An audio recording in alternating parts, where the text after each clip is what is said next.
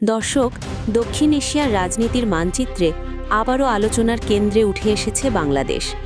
দিল্লি থেকে ভেসে আসা একটি বার্তা ঘিরে তৈরি হয়েছে নতুন এক উত্তেজনা, নতুন এক অনিশ্চয়তা।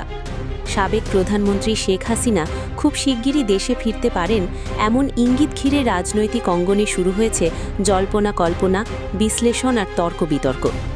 এমন এক সময়ে এই বার্তা এলো যখন দেশের ভেতরে রাজনৈতিক উত্তাপ চরমে, ক্ষমতার সমীকরণ বদলে গেছে, আর অতীতের ঘটনাগুলো এখনও বর্তমানের বাস্তবতাকে প্রভাবিত করছে গভীরভাবে। বাংলাদেশের সাম্প্রতিক ইতিহাসে ২০২৪ সালের কোটা সংস্কার আন্দোলন একটি টার্নিং পয়েন্ট হিসাবে চিহ্নিত হয়ে গেছে। শুরুটা ছিল সাধারণ একটি দাবি নিয়ে, কোটা ব্যবস্থার সংস্কার, কিন্তু ধীরে ধীরে সেই আন্দোলন রূপ নেয় বৃহত্তর অসন্তোষের প্রতিফলনে। সেই ছাত্রদের আন্দোলনে যুক্ত হয় বিভিন্ন শ্রেণী পেশার মানুষ, আর একসময় তা পরিণত হয় সরকার পতনের দাবিতে গণ আন্দোলনে। দীর্ঘ ১৬ বছর ক্ষমতায় থাকা আওয়ামী লীগ সরকার সেই আন্দোলনের চাপে ক্রমশ কোণঠাসা হয়ে পড়ে। পরিস্থিতি এমন পর্যায়ে পৌঁছায় যে রাষ্ট্র পরিচালনার নিয়ন্ত্রণ ধরে রাখা কঠিন হয়ে যায়। সেই সংকটময় মুহূর্তে দেশ ছেড়ে ভারতে আশ্রয় নেন শেখ হাসিনা, যিনি একসময় দেশের সবচেয়ে শক্তিশালী রাজনৈতিক ব্যক্তিত্ব ছিলেন। তিনিই হঠাৎ করে পরিণত হন নির্বাসিত এক নেতৃত্বে। তার এই প্রস্থান শুধু একটি ব্যক্তির দেশত্যাগ নয়, বরং বাংলাদেশের রাজনীতিতে একটি যুগের অবসান হিসাবেও দেখা হয়। এরপর থেকেই দেশের রাজনৈতিক দৃশ্যপট বদলে যেতে শুরু করে। বর্তমান সরকার, যা বিএনপি নেতৃত্বাধীন, ক্ষমতায় এসে একের পর এক নীতিগত পরিবর্তন আনতে শুরু করে। তারই ধারাবাহিকতায় পাশ হয় সন্ত্রাস বিরোধী আইন ২০২৬, যা দেশের রাজনীতিতে সবচেয়ে বড় বিতর্কের জন্ম দেয়। এই আইনের আওতায় নিষিদ্ধ করা হয় আওয়ামী লীগকে, যে দলটি বাংলাদেশের স্বাধীনতা সংগ্রাম থেকে শুরু করে আধুনিক রাষ্ট্র গঠনের প্রতিটি পর্যায়ে গুরুত্বপূর্ণ ভূমিকা পালন করেছে। এই সিদ্ধান্তের পর থেকে দেশজুড়ে শুরু হয় তুমুল আলোচনা। একদিকে সরকার এবং তাদের সমর্থকেরা বলছেন এটি একটি প্রয়োজনীয় পদক্ষেপ, আইন শৃঙ্খলা রক্ষার জন্য, গণতন্ত্রকে পুনঃপ্রতিষ্ঠার জন্য। অন্যদিকে বিরোধী মতাদর্শের মানুষজন এটিকে দেখছেন রাজনৈতিক প্রতিহিংসার অংশ হিসাবে। তারা বলছেন একটি বৃহৎ রাজনৈতিক দলকে নিষিদ্ধ করে গণতন্ত্রকে শক্তিশালী করা যায় না, বরং এতে আরও বিভাজন তৈরি হয়। এই বিতর্কের মাঝেই চট্টগ্রামের একদল আইনজীবী জাতিসংঘের মানবাধিকার পরিষদের কাছে একটি চিঠি পাঠান। সেই চিঠিতে তুলে ধরা হয় আওয়ামী লীগের ঐতিহাসিক ভূমিকা, মুক্তিযুদ্ধে তাদের অবদান এবং বঙ্গবন্ধু শেখ মুজিবুর রহমানের নেতৃত্বে জাতি গঠনের ইতিহাস। তারা আবেদন করেন এই নিষেধাজ্ঞা পুনর্বিবেচনা করার জন্য আন্তর্জাতিক চাপ প্রয়োগ করা হোক। বাংলাদেশের রাজনীতিতে আওয়ামী লীগের উপস্থিতি এতটাই গভীর যে দলটিকে সম্পূর্ণভাবে মুছে ফেলা সম্ভব কিনা তা নিয়ে প্রশ্ন উঠছে। দেশের একটি বড় অংশ কোনো না কোনোভাবে এই দলের সঙ্গে সম্পৃক্ত ছিল। তাদের রাজনৈতিক পরিচয়, তাদের অতীত, তাদের বিশ্বাস সবকিছুই এই দলের সঙ্গে জড়িত। ফলে হঠাৎ করে এই দলটিকে নিষিদ্ধ করে দিলে সেই মানুষগুলো কোথায় যাবে, কিভাবে তাদের রাজনৈতিক অধিকার নিশ্চিত হবে, এসব প্রশ্ন সামনে আসছে। অন্যদিকে বর্তমান সরকার এখনও এই বিষয়ে স্পষ্ট কোনো অবস্থান জানায়নি। প্রধানমন্ত্রী তারেক রহমান এ বিষয়ে নীরবতা বজায় রেখেছেন। তবে সরকার এবং বিরোধী জোট, যার মধ্যে জামায়াত এবং অন্যান্য দল রয়েছে, এই একটি বিষয়ে একমত যে আওয়ামী লীগকে আর রাজনীতিতে ফিরে আসতে দেওয়া উচিত নয়। এই বিরল ঐক্যমত দেশের রাজনীতিতে একটি নতুন মাত্রা যোগ করেছে। এই অবস্থায় শেখ হাসিনার দিল্লি থেকে দেওয়া বার্তা নতুন করে আলোচনার জন্ম দিয়েছে। তিনি একটি লাইভ অনুষ্ঠানে জানিয়েছেন খুব শিগগিরই তিনি দেশে ফিরবেন। তার এই ঘোষণার পর থেকেই শুরু হয়েছে নানা ধরনের বিশ্লেষণ। কেউ বলছেন এটি একটি রাজনৈতিক কৌশল, নিজের অবস্থান শক্ত করার জন্য। আবার কেউ মনে করছেন এটি বাস্তবেই একটি সম্ভাব্য প্রত্যাবর্তনের ইঙ্গিত। তবে প্রশ্ন হচ্ছে, তিনি যদি ফিরে আসেন তাহলে কি হবে? বর্তমান রাজনৈতিক বাস্তবতায় তার জন্য কতটা জায়গা রয়েছে? তার দল নিষিদ্ধ, তার বিরুদ্ধে রয়েছে নানা অভিযোগ এবং দেশের ক্ষমতার কাঠামো এখন সম্পূর্ণ ভিন্ন।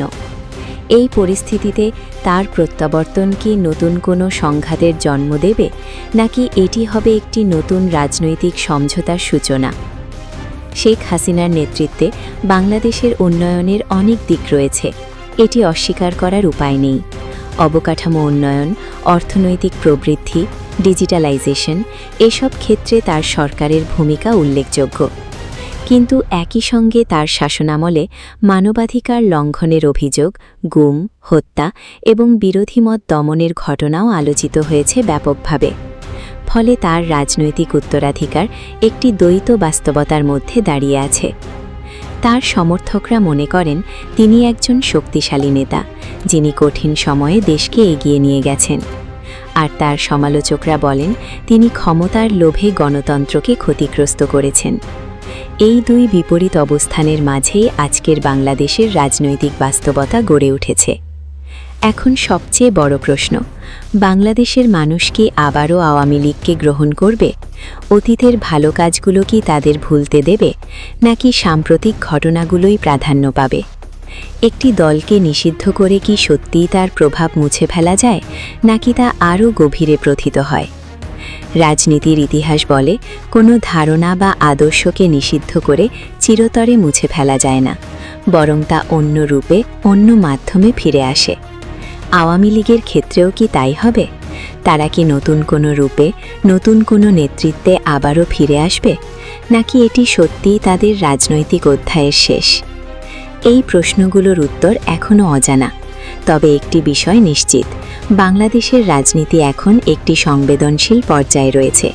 যে কোনো সিদ্ধান্ত, যে কোনো পদক্ষেপ দেশের ভবিষ্যৎ নির্ধারণে গুরুত্বপূর্ণ ভূমিকা পালন করবে। দর্শক, আগামী দিনগুলোই বলে দেবে এই গল্পের পরবর্তী অধ্যায় কী হতে যাচ্ছে। শেখ হাসিনার প্রত্যাবর্তন কি নতুন কোনো পরিবর্তনের সূচনা করবে, নাকি এটি শুধুই একটি রাজনৈতিক বার্তা হিসেবে থেকে যাবে, সেটিই এখন দেখার বিষয়। এই পরিস্থিতির আরেকটি গুরুত্বপূর্ণ দিক হল আন্তর্জাতিক রাজনীতির প্রভাব। বাংলাদেশ শুধুমাত্র একটি অভ্যন্তরীণ রাজনৈতিক সংকটের মধ্য দিয়েই যাচ্ছে না, বরং এটি আঞ্চলিক এবং বৈশ্বিক শক্তির নজরেও রয়েছে। বিশেষ করে ভারত, চীন এবং পশ্চিমা দেশগুলো বাংলাদেশের সাম্প্রতিক ঘটনাপ্রবাহ গভীরভাবে পর্যবেক্ষণ করছে। শেখ হাসিনার ভারতে অবস্থান এবং সেখান থেকেই তার রাজনৈতিক বার্তা দেওয়া, এই বিষয়টি কূটনৈতিক দিক থেকেও গুরুত্বপূর্ণ হয়ে উঠেছে। অনেক বিশ্লেষক মনে করছেন তার সম্ভাব্য প্রত্যাবর্তন কেবল একটি ব্যক্তিগত সিদ্ধান্ত নয়, বরং এর পেছনে থাকতে পারে বৃহত্তর কূটনৈতিক সমীকরণ। ভারতের জন্য বাংলাদেশ সবসময়ই একটি কৌশলগতভাবে গুরুত্বপূর্ণ প্রতিবেশী। ফলে শেখ হাসিনার মতো একজন প্রভাবশালী নেত্রীর ভবিষ্যৎ নিয়ে দিল্লির অবস্থান কী, সেটি নিয়েও চলছে নানা আলোচনা।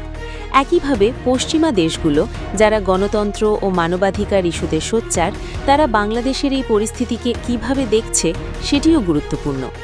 আওয়ামী লীগ নিষিদ্ধ হওয়ার পর আন্তর্জাতিক মহল থেকে আনুষ্ঠানিক কোনো বড় প্রতিক্রিয়া না এলেও কূটনৈতিক পর্যায়ে বিষয়টি যে আলোচনায় রয়েছে তা অস্বীকার করার উপায় নেই। অন্যদিকে দেশের ভেতরেও রাজনৈতিক শক্তিগুলোর অবস্থান ক্রমেই স্পষ্ট হচ্ছে। তরুণ প্রজন্ম, যারা ২০২৪ সালের আন্দোলনে গুরুত্বপূর্ণ ভূমিকা রেখেছিল, তারা এখনও সক্রিয় এবং তাদের মধ্যে একটি বড় অংশ চায় নতুন রাজনৈতিক সংস্কৃতি। তারা পুরনো দলগুলোর বাইরে গিয়ে নতুন নেতৃত্ব দেখতে আগ্রহী। এই বাস্তবতায় আওয়ামী লীগের প্রত্যাবর্তন যদি ঘটে, তবে তা শুধু পুরনো রাজনীতির পুনরাবৃত্তি হবে, নাকি নতুন কোনো পরিবর্তনের সূচনা করবে, সেটিও একটি বড় প্রশ্ন। সব মিলিয়ে বলা